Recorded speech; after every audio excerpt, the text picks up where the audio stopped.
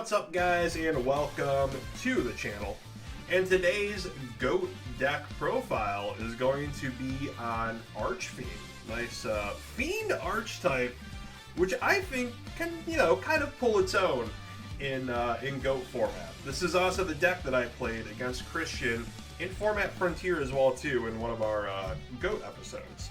So starting off, we're going to have 2 copies of our Terror King Archfiend, which does have a wall of text, but we'll break that down real quick. So you cannot normal summon or flip summon this card, unless you have an Archfiend monster on your side of the field. So it is a little tricky to get him out. We do have some other Archfiend monsters in the deck as well, but there's a little bit of a way to cheat him out, actually. So the controller of this card has to pay 800 life points during each of the standby phases, which does kind of suck, but I mean, a level 4 2000 beater is pretty good, especially when you are able to cheat him out. So now when this card is specifically designated as a target of the effect of a card controlled by your opponent, when resolving the effect you have to roll a 6-sided die. If the result is 2 or 5, you negate the effect and destroy the opponent's card. Also negate the effect of an effect monster that is destroyed by this monster in battle. So pretty solid for anything that's going to be like a recruiter, Sandgan, flip effect monsters, anything like that. He's able to beat over them and pretty much just stop your opponent in their tracks if that's, like their main strategy. So Terror King Archfiend is the big bad of the deck, in a sense. So we got 2 copies of the Terror King Archfiend.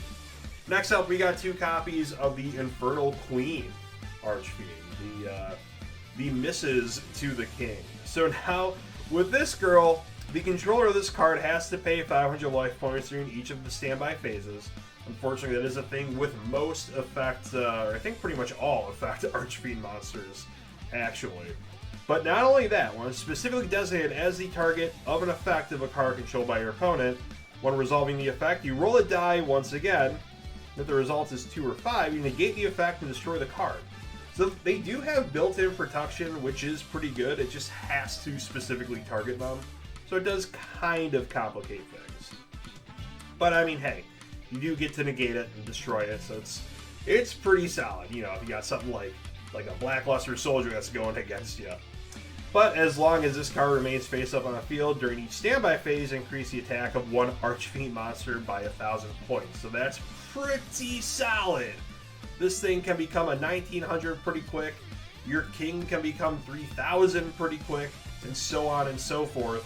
So, you kind of get rolling on Archfiend.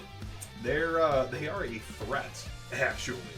Not only that, we do have 3 copies of what I believe to be like the classic Archfiend monster, like the classic level 4 1900. We got 3 of Archfiend Soldier.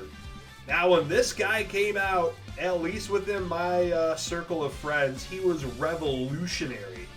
Level 4 1900 vanilla monster. 1500 defense, something to, definitely not laugh at. But he's, he doesn't have an effect, so he doesn't have, like, any kind of cost or anything like that. And he's just a good soldier boy. So we got 3 copies of him in here. Sticking with the Fiend aesthetic, instead of going with the the Goblin Attack Force route, we got 3 copies of Giant Orc. So unfortunately, he does have the switching to defense when he attacks, and he's got 0 defense.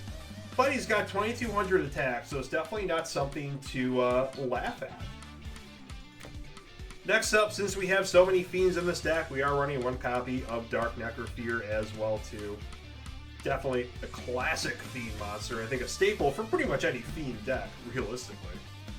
Then we have our cheater in the deck. We have our 1 copy of Marauding Captain.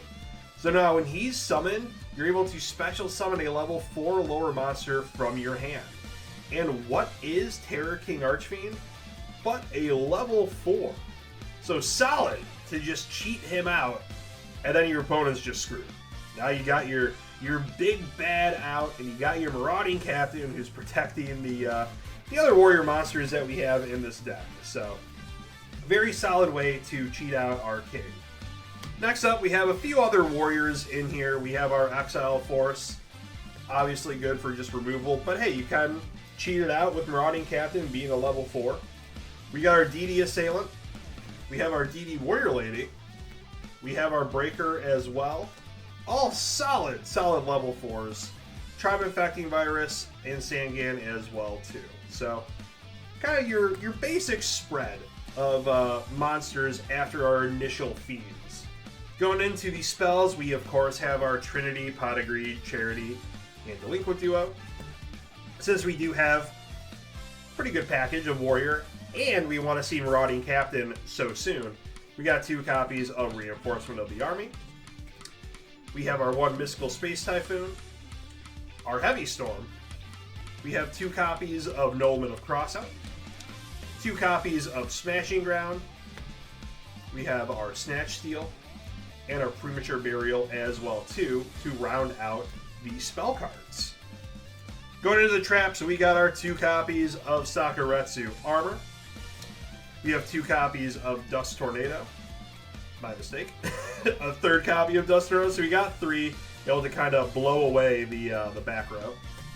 We have our 1 Call of the Haunted, Mirror Force, Ring of Destruction, and since we do have so many darks that have higher attack, we have our Deck Devastation Virus as well too, since it is able to be ran in this deck. So there you have it, 40 card deck, very solid I think. Once it gets running, it gets running. But comment down below, what would you do differently with this deck? Something you'd add in, take out, switch around a little bit to make it, I don't know, maybe flow a little bit easier. Comment down below and give me your thoughts. Until then, we will see you guys on the next one. Goodbye, and good night. I, Seto Kaiba, president of Kaiba Corp., implore you to check these recommended videos. While you're at it, hit subscribe and burst stream that notification bell for all future videos.